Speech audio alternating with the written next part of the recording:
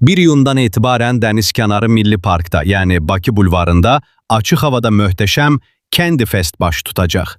Bulvarda yay möcüzəsi şüarı ilə keçirilən bu şirniyyat festivalı əsasən uşaqlar, gənclər və təbii ki, bizim kimi şirniyyat sevərlər üçün nəzərdə tutulub. Ərazi tamamilə rəngarəng dekorasiyalar, maraqlı fotozonalar və xüsusi bəzədilmiş satış stendləri ilə əhatə olunacaq. Bəs bizi orada nələr gözləyir?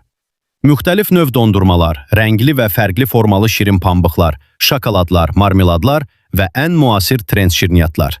Bir sözlə, tam bir dad turu olacaq. Üstəlik, uşaqlar və ailələr üçün animatorların şouları, interaktiv oyunlar və musiqili çıxışlar da təşkil ediləcək.